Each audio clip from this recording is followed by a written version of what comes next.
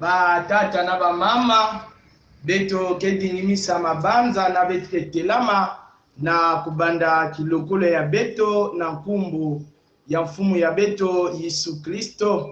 Que la grâce et la paix vous soient données de la part de Dieu notre Père et du Seigneur Jésus-Christ.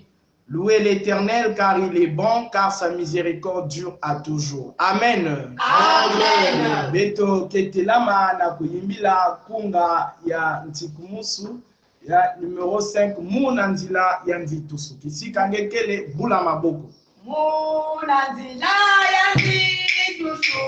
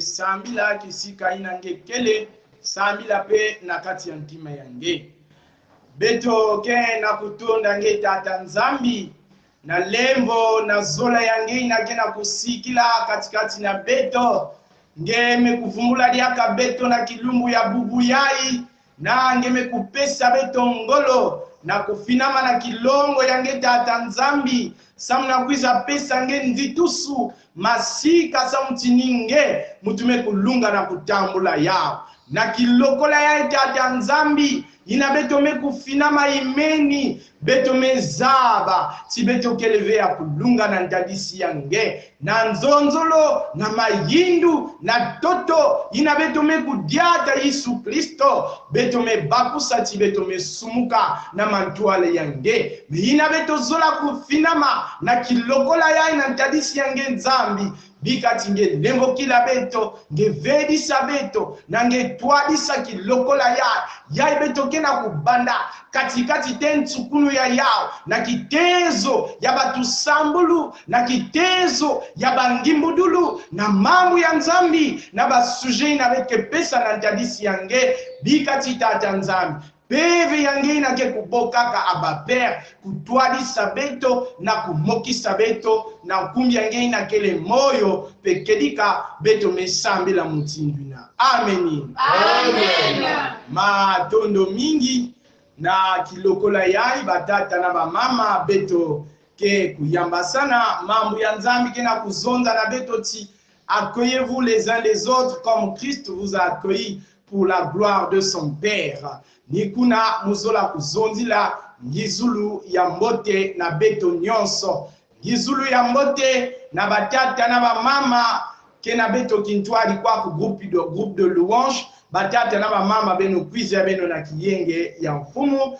Ngizulu ya mbote pebet ke na kuzonzila na bampangi ya beto ina kele ntama. Baina kena kulanda beto na États-Unis, baina kena landa beto kuna na France, na ba continent nyonso, beto kena Afrique, beto kena Asie, beto kena Océanie, beto kena ba continent nyonso, tata nzambi kisika beno kele mekutala beno na ya mekutambula beno na kilokola yai. Ngizulu ya mbote na ba habitué ya culte yai ya beto bantangu nyonso kwa kuna mayangi kisika inange ikele tata nzambi pe mekutala nge nikuna yangalala yange pendant que bakena kupesa beto kibuku ya nkunga pesa mpangi yange mbote mutindo bete na pesila yao na kitezo ya covid Et batata luiseno, batata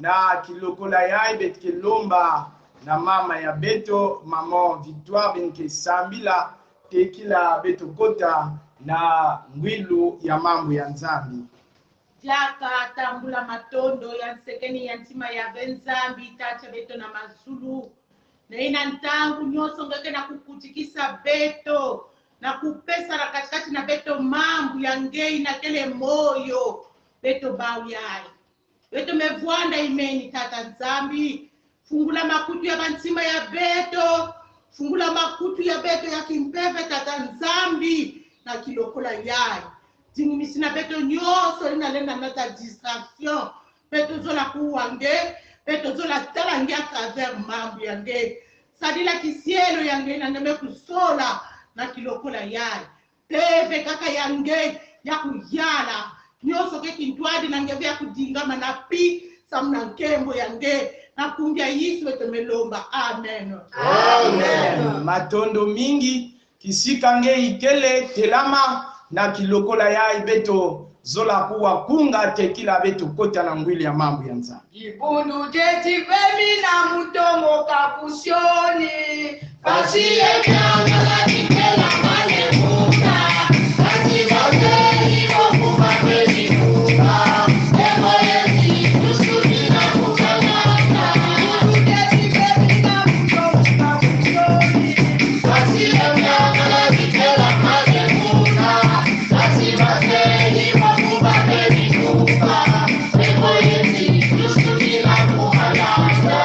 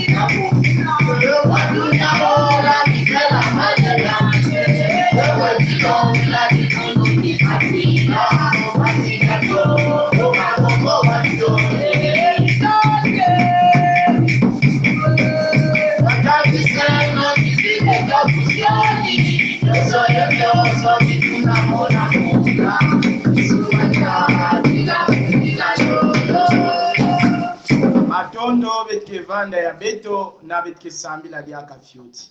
Tangu melunga tata nzambi ina beto zola kuwa luzolo yange.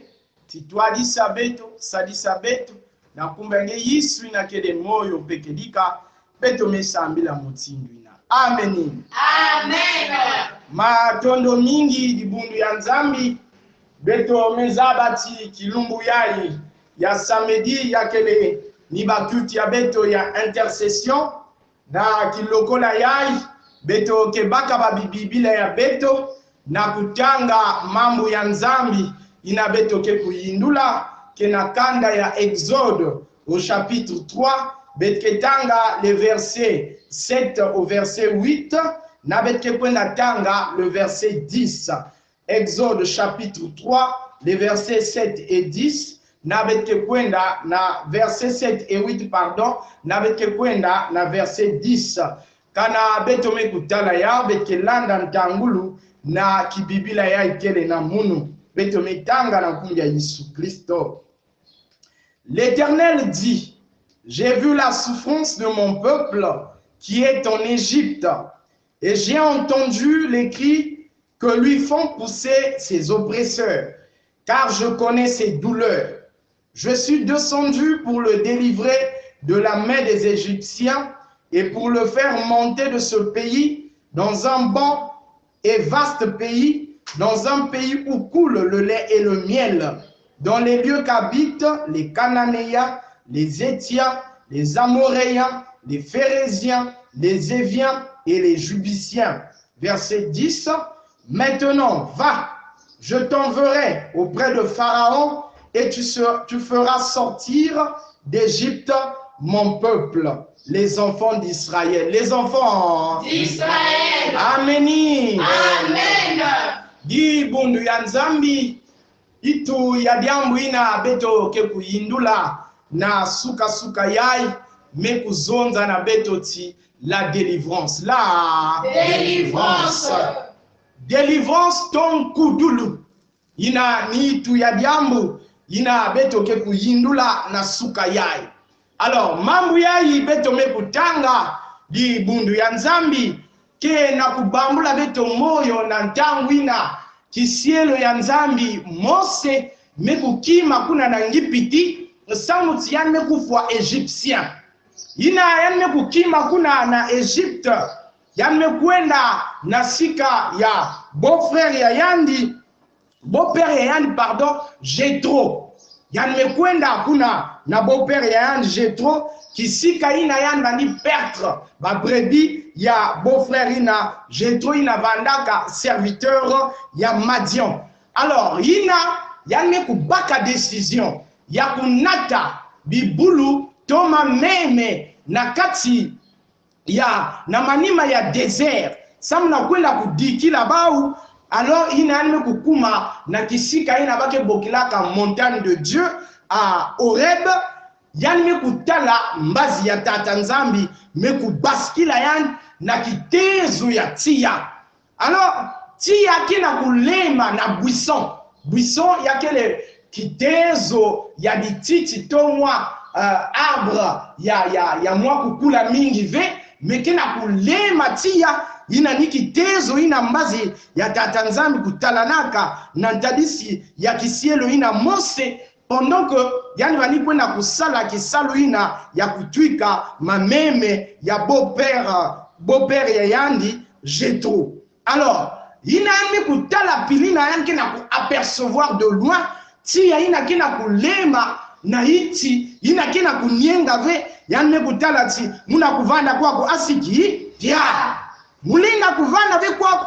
Alors yan me contourner yan me baka moi détour na kwenda kutala mbote wapi diambu wapi kitezo ya vision yai ti ya mutindu yai ina kena kulema mufana kwenda kutala buisson ina kena kulema tia peke na kunyenga ve.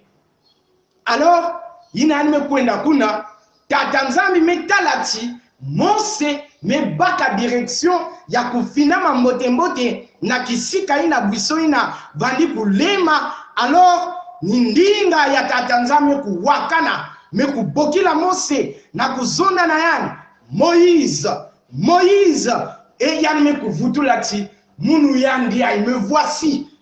Tata nzambi mekuzonda na yandi ti n'approche pas d'ici kufinama vina kifulu yai ôte de tes pieds tes souliers, car le lieu sur lequel tu te tiens est un lieu saint. Est un lieu saint.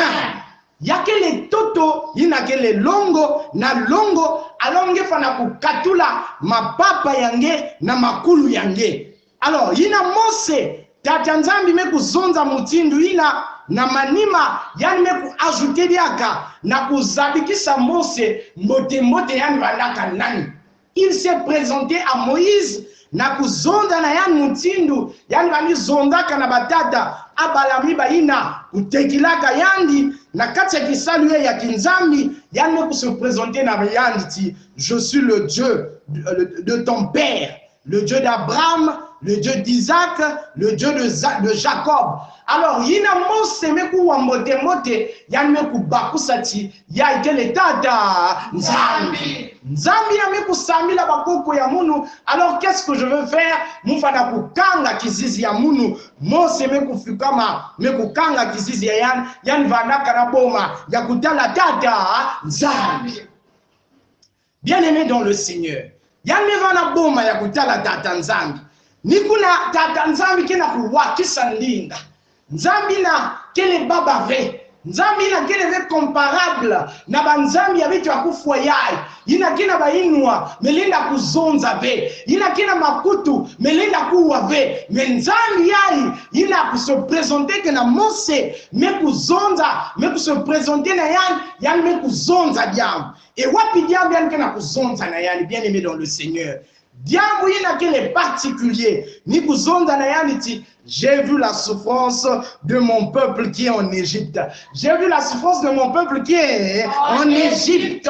Mumetala mpasi ya dikamba ya munu ina kele kuna nangipiti. Pea me kusuka kuna ve yanke na kuzonda ti mumeku wape bakri ya bao. Mutini baki na kuyaula mutindu minkwamisi ya bao kena kufaire pousser ke bao bakri pe mumeku zaba mpasi ya bao. Mumeku zaba mpasi ya bao. Oh bien aimé dans le Seigneur. Nzambi ya mote beto kena kusambila. Tala tete kisika ina Mosekele. Il est à la montagne de Dieu à Horeb. Tamana Égypte. Mais tata nzambi mekutala mpasi ya babana yandi ina ketama kuna na Égypte. Ngena kena kuwa munu. Certainement que tu es en Asie. Certainement que tu te trouves même en Ukraine maintenant. Côté mpasi kena kubwa. Tu te dis peut-être que de là où je suis, tata nzambi qui me kuzaba mounuve, tata nzambi qui n'a pas la souffrance ya mounuve, tata nzambi qui n'a pas bidilu ya mounuve, mais nzambi yae, bien aimé dans le Seigneur, mouzola kubamula ngeti, nzambi yae ke samilaka, ke waka bidilu, ya babatu nyonso, quelle que soit la distance. Et yan qui n'a kuzonda ti, mume kutala, na mume kuwa, na babaki ya ndoenga, ina baki na kusala étude d'expertise na kusosa kuzaba mbote mbote ronyo ya kutala na kuwa ke sadisaka mutu na kubakusa mbote mbote nkinzi ya diambu ina baki na kulonga yani to baki na kuenseigner yani. Le Seigneur ne dit pas seulement que yanime kutala mais yanki na ajouter na kuzonza na Moïse mumeku wape. Nikuzonda dit à 100%, le Seigneur connaît la situation des enfants d'Israël kunanangipiti. Et situation vandaka yampasi. Je ne veux pas me permettre de vous le rappeler, mais mes abayas kuluti la munu. Tibana Israéli vandaka na kati yampasi kunanangipiti. Au départ, ils étaient partis pour une bonne cause. Babandaka bakwendaka kuna na esclavage ve, mais situation même se retourner, bame kukota na kati ya esclavage, bame kukota na kati ya mpasi, alors bakri bali kuwaka na bandango nyonso, bake bula bao bashikote, bake tabisa bao pasi, bake nyongisa bao, les travaux forcés à tout moment bien aimé dans le Seigneur, yavandaka pasi na bandi ya bana yi Israeli libundu sikama Siama tatamana nunga. Bami tantu ya bao vali kuamisa bao. Bami dila, bami yaula, bami lomba na jalisi ya tata nzambi. Alors tata nzambi na ke talaka manyongu. Tata nzambi na ke waka bidilu ya babana yani. Yani mekubokila Mose. Yani mezonza na Mose ti. J'ai vu la souffrance de mon peuple qui est en Égypte. Et il précise le lieu. En Égypte. Mumetala bidilu ya bao na mumekuwa bi yaule ya bao mutindu mitatu ya bao kena kukwamisa bao mumezaba mpasi ya bao. Oh mon frère, kana tatanzami mezaba mpasi yange, kana tatanzami kena tala situation yange, yavane ya makuela, yavane ya mutulu, yavane ya santé. Es-tu sûr qu'il ne va pas agir? Es-tu sûr qu'il ne va pas faire un geste? Kana ne kuzonda ti mumekuwa. Le fait pour l'éternel, en fait, il y a un mais quand il précise que Mumeku Wabidilu Yange, cela veut dire quoi? Que Yange n'a coupé sa solution à Diamou, n'a qu'un poussé à la Ige, qu'elle n'a coupé Misangé. À partir de cet instant, il n'a qu'un coup à Mamouya, c'est Katuka Nakatia Bidilu. Katuka Nakatia Manyongo, Samti Tatanzambi, Mekuwa. Tatanzambi Meku Tala. Diamou ina kena kukwamisa nge, situation ina kena kutabisa nge mpasi, et il a pris la décision de descendre. Et c'est là où il dit, je suis descendu pour délivrer de la main des Égyptiens et pour le faire monter de ce pays, d'un bon pays, Un vaste pays où coule le lait et le miel. Le Seigneur est descendu. C'est-à-dire que Moussa Baveta ta mama, qui si kaina ngekele pangi ya munu, kanangeke na kubaku sambote mbote, diamu ya tatanzam ke na kuzonda na Moïse, quand il dit que je suis descendu pour délivrer mon peuple de la main des Égyptiens, c'est quelque chose d'exceptionnel. C'est l'Éternel des armées. Nani lenda telama na kusisa na nzambi. Nani lenda telama na kunwana na tata nzambi. Aucun autre Dieu est capable de se lever devant lui. Aucun autre Dieu est capable de se dresser devant le Dieu que nous prions, le Dieu tout-puissant, l'alpha, l'oméga. Je suis descendu dans ta vie. Mon frère, ma soeur, rejouis-toi parce que c'est la restauration totale. C'est la restauration totale. Il dit, je suis descendu pour délivrer de la main des Égyptiens et pour le faire monter de ce pays, mon peuple, un bon pays où coule le lait et le miel. Où coule le lait et le miel. Mais tant que yange me pour assiéger que situation yange, les Étiens, les Éviens, mais tatanza me baka décision. Naku basi sange nakati kinanga. Et dès qu'il te sort de cette situation, Yampasi, il a déjà préparé un endroit merveilleux. Il n'a rien que installé. Il n'a rien que basika na situation qui mevo. Tatanza me tezi la déjà sonté yakuluti la. Ngeke vutu kana kitezo. Bake zona na ngeti ambe hiki ngeke na dia kashaka chaque suka. Batu ke yufula ngeti wapidia mngeme sala na kukuma na postina ngina bakatulaka na kisalu. Bien-aimé dans le Seigneur, après la tristesse vient le beau temps, après le temps de malheur vient le temps de joie. Mon frère, ma soeur, de là où tu es, rejouis-toi parce que le Seigneur t'a vu. Il a pris la décision de te délivrer et de t'installer dans un bon pays où coule le lait et le miel, où il n'y aura plus de souffrance. Et il dit à la fin, bien-aimé dans le Seigneur, à Moïse, son serviteur, va, maintenant va, je t'enverrai auprès de Pharaon et tu feras sortir d'Égypte mon peuple, les enfants d'Israël. Le Seigneur a décrété, le Seigneur a signé, il a déjà donné le résultat. En dehors, ça dit que malgré Ngolo ya Pharaon, malgré Binouanou Yayan, malgré résistance Yayan, Tatanzami Mepe ça déjà garanti na kisié le Yayan, moi c'est Kwenda. Ndeke Kwenda basisa, bana Israëli, kuna nangi piti na maboko ya Pharaon. Ça veut dire quoi? Dans notre marche chrétienne, le Seigneur nous garantit de beaucoup. Quand c'est le Seigneur qui t'a choisi, quand c'est le Seigneur qui t'a mis quelque part, quand c'est le Seigneur qui t'a envoyé, mon frère, ma soeur, n'aie pas peur, n'aie pas honte.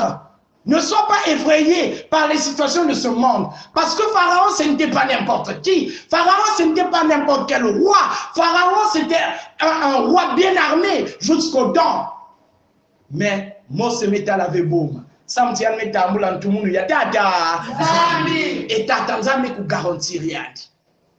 Wapi ntumunu wapi diam tataza rezo lange na kizingu yangeti muke yidiki lange ya mengeke na kutala boum atati situation yange ya makweli atati situation yange ya voyage babikula kange bazunza kanangeti ngeke na kati ya kinanga. Mon frère, maintenant c'est fini. Maintenant, c'est fini. Parce que l'Éternel a vu ta situation. L'Éternel a entendu tes cris. L'Éternel a pris la décision de venir te délivrer des mains des Égyptiens. Et l'Éternel a envoyé un ange. Pour les enfants d'Israël, pendant qu'ils étaient en Égypte, c'était Moïse qu'on avait utilisé. Mais pour toi, il y a un ange que le Seigneur a envoyé en cet instant, qui est en train de camper autour de toi pour résoudre ta situation. Mon frère, ma soeur, qui si kangekele yangalala. Samedi tatanzam mais ku déléguer déjà mbazéan nakata kizingu yange nakuza basange nakata esclavage, peu importe la couleur, peu importe la situation. Bana Israëli vandaka nakati en passé pendant un bon moment, mais je te rassure et je te rappelle aujourd'hui que quelle que soit la durée de la nuit, le soleil finit par apparaître. Il est temps pour toi, mon frère, d'être délivré maintenant. Le Seigneur a pris sa décision dans ta vie. Rassure-toi, tatanzam mais pas ta décision. Mais c'est de croire en ce qu'il vient de te dire. mambo ya nzambe bumba yao na kati ya ntima yenge sadila ya bantangu nyoso nikuna ngeke muna lulendo ya tata nzambe na kati ya kizingu yange. Amen. Amen. Mayindu meto kaka mungwa kutweni na tunayukula kumutela na isamu ya Yesu kotele mundomono tunayukula kumutela na kakutukulwani kwa kuyetiki nambe ayatimu mbika kila jetimoni mundamu ya Yesu kotele mundomono tunayukula.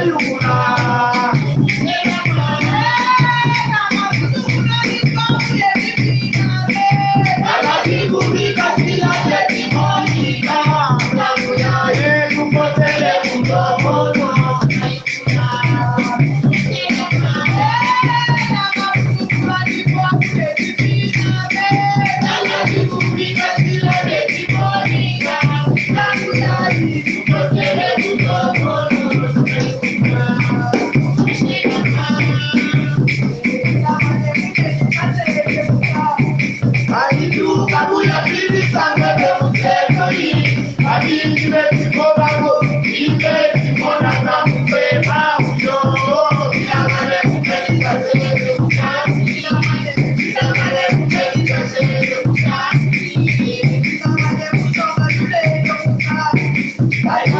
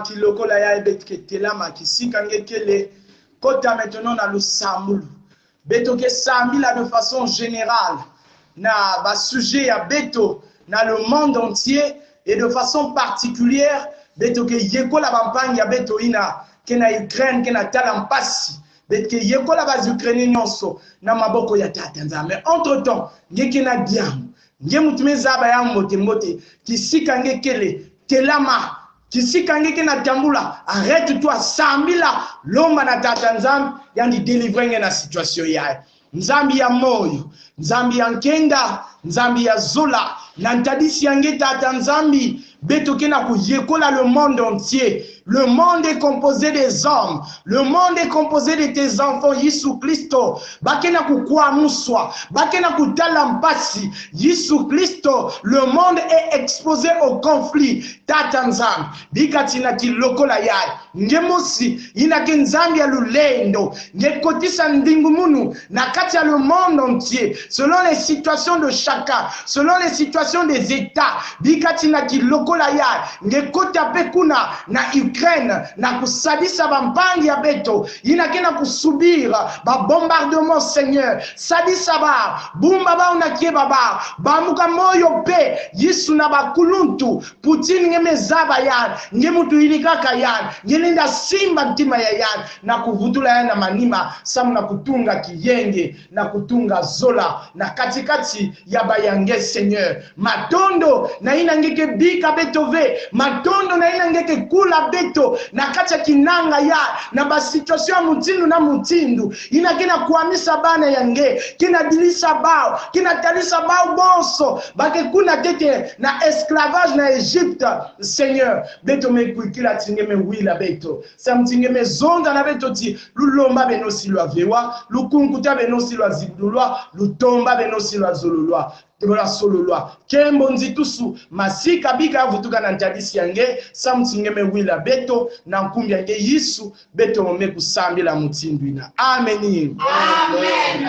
Matondo na kilokola yai beto zola kupesa kifulu na maman pasteur Sidoni Balongana ni yandi mutumezaba samna diambo ya matondo pene ya kaka iname kutadila ntwadu sulu ya bilokolo ya beto ya maman Sidoni Matondo meina beto lenda zonza ni kuvutula matondo na tata nzambi samu na levo ya nimepesa beto kuvana jaka kintwadi na kidokolo ya bika nkumbu ya nzambi kukengoswa matondo pena beno nyonso ina milanda kidokolo ya ina fulu nyonso ina beno ikele samu na patience ya beno bika nzambi kuvutula beno ya kulunga yani sakuna beno nana kumanisa betoke jibila nzimu ya bansukina na mitela na betoke samira Munzilani Yesu twala Tonde mana jani wangu mana tonde Hallelujah Hallelujah ilizina Yesu kama ilizina Jehova manika tajuna Tonde Hallelujah Hallelujah ilizina Yesu kama ilizina Jehova manika tajuna Tonde mana teza wangu tulizitole Mungu wangu tulizitole Hallelujah Hallelujah ilizina Yesu kama ilizina Jehova manika tajuna Tondo tekila betu sabila betu zola vutula pe matondo na tate étudiant pasteur Borel Ditengo bikanza vutula ke kitezo ya kulunga bika betu sabila nzambi na mazulu nkembo nzitusu na masika vutuka na nge samuna kidokola yake ningeke na tatamana kupesa ngono na bisielo yange samuna kutatamana kudikila ni bungu yange ningeke na tatamana pe kupesa pevi ya ndingu muno na bayina nyonso kena kulanda bilokola yayi na bisika nyonso bawo ikele bika ngetatamana tata nzambi kupesa ngolo na mpevi ya ntatu muno na vema samu bilokola yayi tata nzambi ya tatamanwa kulanda bisika yina babantu ikele na mpwila ya mambo yange matondo na kidokole yayi bika lembo yange tata nzambi kutatamana kuvwanda na muntu ngenzambi jina zabo kupesa wa mvutu beto metonda samuchi ngemejirika peba mambo ya nene na lembo yange melunga na kacha kidokole yayi kembo swana sikwa na nakumalisa beto zola kitwadi seji yetu jina mu mazulu bika nkungwa kuyazituswa bika chimfumu cha kukiza bika luzolo lwa kulagama toto kuyanzwe kuzulu bika byeto yalumbukalu tuvana luti utu yamura kanu yeto tula mosiru ya ondewala usaka fudi utukotsani mumsindu suluko ka ututani na mukwa yambi ya chikimfumu yikyaku na lulendo na nkembo mumfu miamfu yamfu. Amen. Bika kijenge ya nzambi inameluchila abanzayiru nyonso kukeba abanchima pema banza belu nyonso na Kristo Jisu. Amen. Amen. Matondo bika beto kwenda beto nyonso na belu nyonso bisika belu ikele na kijenge ya mfumu ya beto Yesu Kristo kilumbu ya mbote. Matondo.